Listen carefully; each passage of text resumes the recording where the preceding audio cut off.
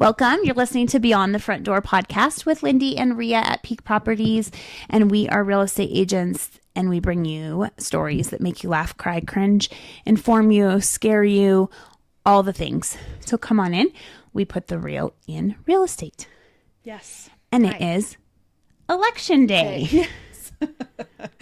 Which has been super interesting the last few years. So yeah, well, and just in the I don't know about you, but I'm so ready for it to be done. I'm ready for it to be done too. The last week, especially, like, mainstream media is on a mission. And it's just getting old to listen to, you know. And just so much negativity. Well, and you're just like, yeah. So the thing that's been interesting, and I don't know if you've had a chance to listen at all, that both Donald Trump and JD Vance were on Joe Rogan's podcast. Yes, I haven't. I've only listened to clips of it. Oh, so when I checked, maybe I'll listen to it on my way today on Election Day on my way to Boston. Yeah, because so when I checked it over the weekend, it had like some 44 million views on it. And so Donald Trump, you didn't want to come on our podcast? I know. We need 44 million views. We would take 4 million views. We would take it. Yeah, one. But I've been listening to it in the mornings just as I go. And the thing that's been nice and refreshing, because we're in a conservative state. Of course, I lean conservative, but you know, Donald Trump's persona sometimes out in public is less than ideal or stellar as far as I'm concerned. And Joe kind of calls him on it, doesn't he? He does. He asks him a few things. I only watched the one clip, which I'm not going to lie. It's probably not funny to some people, but to me, I'm just like, oh my God. He literally asked him if he ever apologizes. Oh, I don't know if I caught that part. I don't remember it anyway. He literally is like, I would apologize if I was ever wrong. Well, this is what I'm going to tell you. This is the first time that Donald Trump, to me, like when you just sit and listen to him talk, that it sounds very normal. He sounds normal. It's like this conversation, just like what we do here, right? Like, we're not officially interviewing anybody. And Joe Rogan even said that. He's like, I'm not here to interview you. We're just here to have a conversation. Yeah. And that's what I love about our podcast too. It's the same thing. It really gives people the opportunity to know somebody. Yeah. And that's what I got out of that 3 hours of listening to that podcast, was you can kind of get Donald Trump just feels more normal, and like you yourself are sitting in the room having a conversation with him. So it's pretty interesting. I've been listening to the JD Vance one this morning, and I love the stories. And this is what I love about podcasts. Like, he was talking about the morning that Donald Trump called him to tell him that he had chosen him to be his running mate, but he missed the phone call. And so you get to hear all those like real life stuff. Like, that's crazy. Oh, that happens on that level too. Donald Trump called you and you missed the call.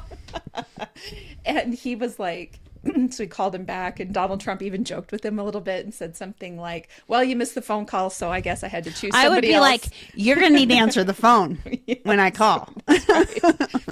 But then even there was a point where Donald Trump asked to talk to like JD Vance's 7-year-old son, and had him on, you know, and I guess read the official proclamation making him, you know, the running mate of vice president, but like read it to the 7-year-old son, and the 7-year-old's like, okay, and handed the phone back. It's so real, right? And that's what I feel like we need. And I don't know. I'll be kind of curious if Joe Rogan doesn't like change the landscape of what happened this last week with those two podcasts. Because, with it not being speeches. Yes. When you're giving a speech or a debate where you've practiced things that you're going to say, because that's what you do. Yeah, that's what I loved about it.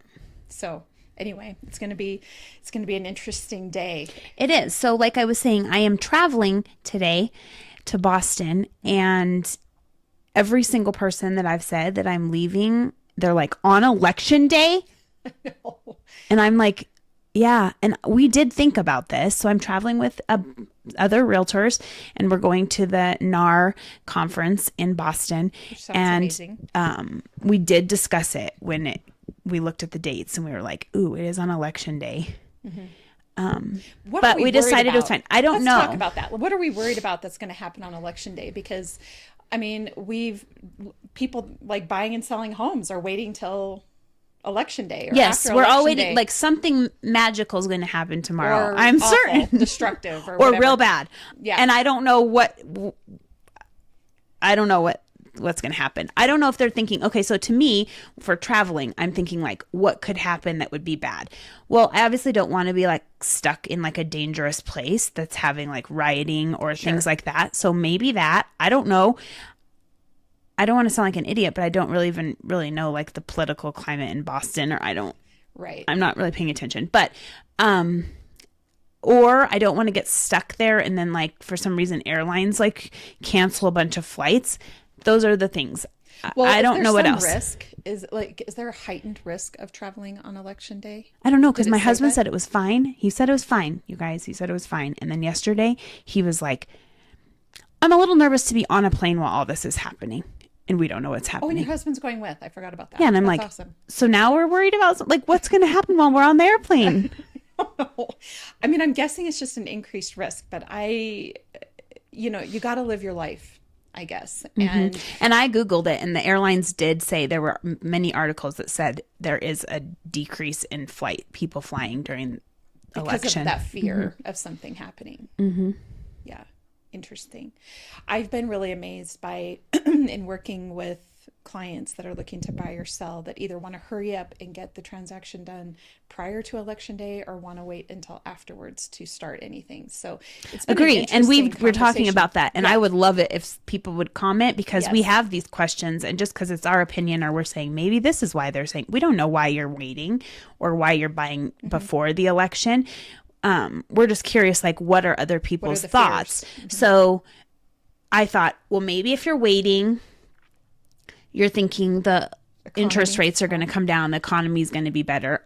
Okay, that's fine. But there will also be more people entering the market if that happens. So you're going to have more competition in houses. Like right now is a really great time because you're not rushed to make a decision on most houses. You have time to like look at the houses. You don't have to like, it's not like it was 4 years ago. Yeah. You're not going to have 5 offers. I mean, occasionally Alyssa did last week, had a house that did have multiple offers, but those are few and far between. So if you're going to wait, you might have more competition, and then you could just refinance if you bought now and the interest rates do go down. Or maybe you're buying now because you think they could go up. I don't know. Like, we can't predict the future, so I don't really know what. Yeah. And I wonder if it's a little subjective, like depending on sort of the lens through which you're viewing all this and the, politically, which way, if you have a certain idea of things that are going to happen or not happen. And it seems to me like I've had some people that are even a little worried about the banking, okay, so that would be another thing, I guess, if I was traveling and I couldn't get any of my money. So now you got me, I better bring some cash. But then no one takes cash. They don't. Right. Like most places you go now are like cashless. So so if something happened, I guess, and I'm across the country and I don't have any money and I can't access my money. Yeah, if there can't be like a wire or something or a way, like you say, a way to transfer money. But I have to believe, I mean, we're all very resourceful people. And at the end of the day, if calamity strikes, then we do what we need to do to survive and to get through whatever it is that is going to happen. And so I just don't see any sort of catastrophe happening on election day or even in the days following. Do I think there's going to be some conflict? Yes. Maybe angry people. Either way, I don't. Yeah. But it's going to be an interesting time. And I think that if the frenzy of the media is any indication as to how close this could possibly be, it's going to be an interesting day for sure. Did you get out an early vote like before last week? Yes, I did. So you didn't have to wait in a line? I didn't. Okay, so when I showed up, I actually had to go there for to get the title for the GTO and pay the taxes and everything. And so I waited in a really long line to do that. And then when I got there, the line was pretty long for the voting. But when I went to leave, it must have been right after the lunch line. Gosh. And so I was like, I should vote right now. Well, I'm just already there. And and Brian was with me and he's like, or we could come back. I'm like, I think since we're right here, and we probably waited 20 minutes. I had to go early vote, so it was just a matter of Because you're picking gonna be time. gone. Yeah. Yeah. And so we stood in line once last week and it just was moving so slow and I had to be here Yeah, for I an had appointment. several people went and stood in line, had to leave the line that I Yes. know. Yeah. Yeah. And what I find interesting about it is every time I went out to Archer to vote, there's never a line. I'm able to just get right in. But yet Grant and I stopped back out there Friday morning to see, like we were there at like 8:30 in the morning to see if I there didn't was know a you could line. early vote out there. No, no, no, no. You can't. Oh, It's at just the at the courthouse. Okay. But the reason why I say Archer is I'm thinking to myself, why are we all sitting for 2 hours in line at the courthouse? On Like, election day, you but can do it way quicker. quicker. That's you what can. I'm kind of I wondering. personally, there's a lot of people who like to vote on election day because it's like the day that you do it. I mean, I've had several people I've said, you can vote early. And they're like, no, I vote on election day. So there are people who wait, but I think because then there's more spots. I mean, I honestly probably would have waited if I wasn't leaving town, because then you can go vote at your voting location. It never takes that long. It never takes hours. Well, I mean, we went out there Friday morning and the line went all the way around the block. Yeah. And I was like, no, thank And you. then I was like, good for these people. Yeah, I mean, yes. And I think I saw Laramie County put out some statement. This is the highest voter turnout of early voting that they've ever had, or whatever it is. I don't know if I read that correctly, but I was thinking It was higher than the year before, at least. Yeah. So it's an interesting time for our country, and I hope everybody does get out and vote, whatever your affiliation is. And frankly, I'm really excited about the local stuff too. yes, this on November 5th, Wyoming voters will get to approve or reject a constitutional amendment separating residential property into its own category for property tax assessments, as you've said. The measure would allow the Cowboy State's legislature to place residential property into its own property class and make owner-occupied primary residences its own subclass. Creating a separate class would allow lawmakers to change taxation levels for residential property without impacting taxes on agricultural or commercial lands. The main purpose is to create a separate residential away from agricultural and commercial, then create a subclass under residential for owner-occupied primary residency. It says, don't throw grandma under the bus. Vote yes on Amendment A. Because I think that was the biggest question. Do you want people who are on fixed incomes? They can't keep having their property taxes changing. Right. So while legislators passed 4 property tax relief bills in the 2024 session, politicians in Wyoming cannot raise or lower taxes specifically on residential properties unless the classes are changed in the Constitution. Parts of Teton County, home to the ultra-affluent Jackson, which boasts some of the highest property values in the country, the median listing home price is $3.1 million. State Representative Liv Storer views the amendment as a necessary first step towards easing burdens on homeowners.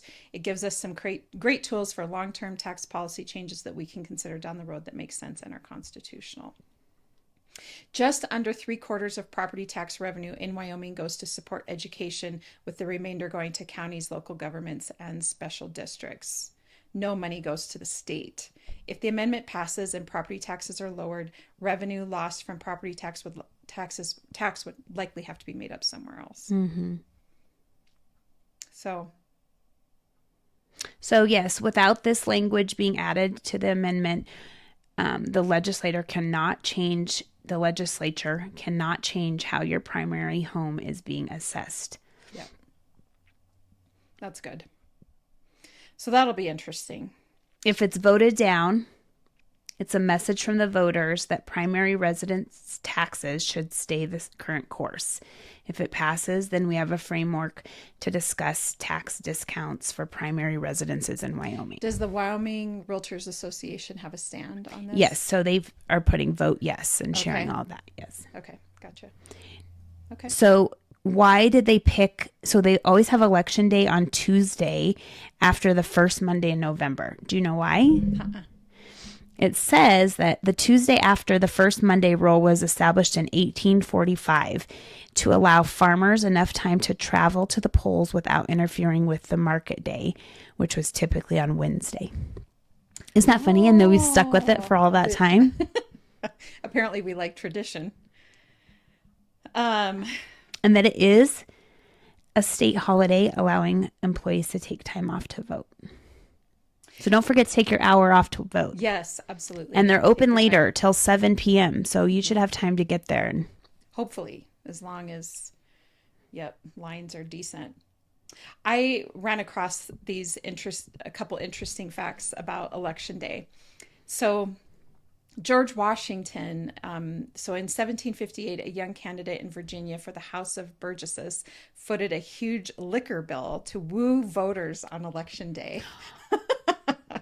Oh my goodness. George Washington spent his entire campaign budget, £50, on 160 gallons of liquor served to 391 voters. Can you imagine if we did that now? You need a lot more money, a lot more booze. Buying votes with booze was already a custom in England. Washington was following a Virginia tradition where barrels of liquor were rolled onto courthouse lawns and polling places on Election Day. Can you believe that? And not only were eating, drinking, and parading common, votes could be conducted, public voice votes. I don't know what that means. Also, political parties could hand our pre-printed ballots to voters to cast to ensure that people voted for a party ticket. It wasn't until the 1890s that the Australian ballot, also known as the secret ballot, became commonly used in America. Mm-hmm. I can't imagine, like we have rules right now where candidates can't, you can't lobby in front of polling places. Yeah, they got signs and everything. Yeah. I don't know if you know this, but back when Foster Freeze was running for... He was standing outside Energy Hall in Gillette, greeting people. It was, and I was looking and I was like, is that legal? Should he be doing that? No, they're not supposed to be doing that. But now I just am trying to imagine barrels of booze being rolled onto the lawn of the polling place so that you can have a beer as you're going. I mean, that would be frowned upon, I feel like. I feel like also. Mm-hmm.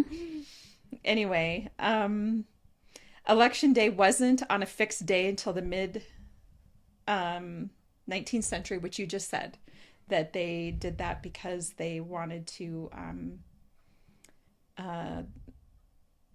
This scheme was borrowed from New York State and allowed people to observe the Sabbath, travel to vote, and return home Wednesday, which was observed as Market Day. Interesting. So the other thing that Joe Rogan and Donald Trump talked about, or was it with Donald Trump, where they talked about that really the issues around voting fraud didn't really come up until we come up with voting machines. That's why I think Donald Trump keeps saying paper. Yeah. Now, what I've heard, though, I guess... Have you seen the people posting stuff? That's the other thing is nobody knows we don't know what's real. Mm-hmm. I literally went and voted. Did you look at your ballot before you put it in the thing? I haven't done it yet. I'm going... Well, make sure you do, because I didn't do that. To make sure that it was all marked correctly? Yeah, they print it in, and then you go cast your ballot. You walk across the room, put it in the machine. Uh-huh. I asked my husband, did you check to make sure it had the right people that you voted? It's a computer. It makes mistakes. Yeah. And he said he checked his. I didn't check mine, because there's people online, and whether it's real or not, I don't know. But they're saying that they casted their ballot, and then as they were going over and they checked it, it had the wrong. I think checking would be a good idea just because... I'm like, didn't do that. Whoopsies. Yeah. Well, then it sort of clears in your head if there are rumors out there that ballots were changed. You're like, mine was accurate. Mine was fine. Yeah. At least you could say that. It says the first woman to run for president was in 1872. What was her name again? I think I saw that. Victoria Woodhull. Mm-hmm. Could women even vote then? That is weird. I don't know. The first presidential election was held on February 4th, 1789, and George Washington was elected as the president, as you all know. Well, let's see here. The one thing that Wyoming does have going for it, actually, I feel like Wyoming has a lot of things going for it, but in 1890, we were the first state to grant women the right to vote. Yes, that's awesome. Followed by Colorado in 1893. So that is interesting, though, that we had a candidate or a woman that ran for president before we even had the right to vote. Mm-hmm. So anyway, I'm just looking to see if... Oh, yeah. And have you asked... So You can't even ask AI to like give you election stuff. It says, I'm unable to provide real-time or up-to-date election statistics. It's probably to keep them out of trouble. Probably. Now, I will say, it says, I recommend checking official sources like the Federal Election Commission website, state election websites, or major news outlets. What do you think about, so in order to run for president, you have to be at least 35, you have to have at least lived in the United States for 14 years, and you have to be a natural born citizen. What do you think about the idea that there needs to be a maximum age as well? So there's a minimum age, you have to be at least 35. What about, have you had any thoughts on, especially with, Joe Biden clearly, not only his age, but really his sort of mental state deterioration, I think, played a role. So I don't know that everybody his age wouldn't be sharp. Yeah, or what happens if you're already in the office and then you start having... Well, what I thought is that I'm guessing if they were to ever come up with a law, it would be that, let's say... they'll put something like 85 and you'll have to be 85 by like January 1st or whatever. But I don't know. I guess I'm kind of the mindset that 75 or 80 really, and that's still pretty, if we think about the people around us that we know that are 85 years old, would you, and I don't mean this disparaging towards any 85-year-old, but no, it's exhausting to run the country. Yeah. No. Most 85 people I know don't even want to leave their house for that long every day, much less be running a country. So I would be curious to see, there's a couple of things I'd be curious to have, which would be term limits. I'm not saying just 2-4 years for sure for president, but I mean for legislators. I do think some term limits would be handy. I don't think you should be able to sit in legislature for 40 years. Number one, but number two, a maximum age I think wouldn't hurt anything. Mm-mm. Yeah, that's why Donald Trump's trying to tell everyone they need a mental capacity an IQ test or whatever. I think he talked about. He says it all the time. He says he took one. I don't know. I know. But have any of us ever seen very, it? very smart. He's very smart. Oh, that's so funny. That makes me laugh. Basically smarter than anyone. And in excellent health. He's in excellent health. Yeah.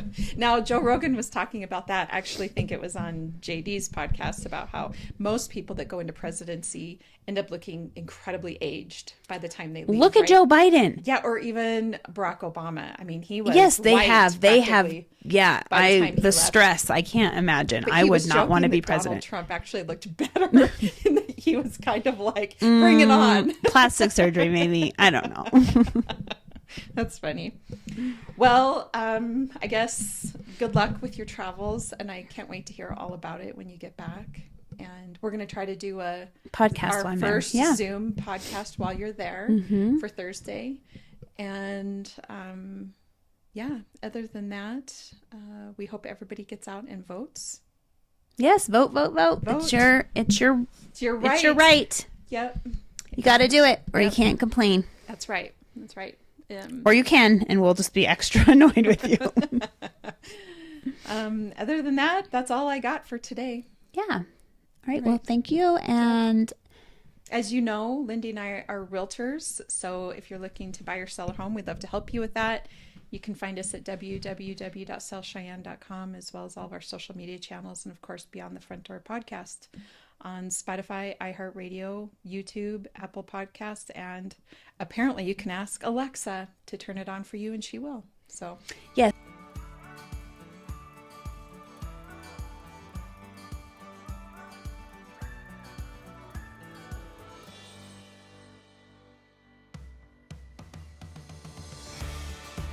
Whether you plan to buy, sell, or invest in southeastern Wyoming, turn to Peak Properties.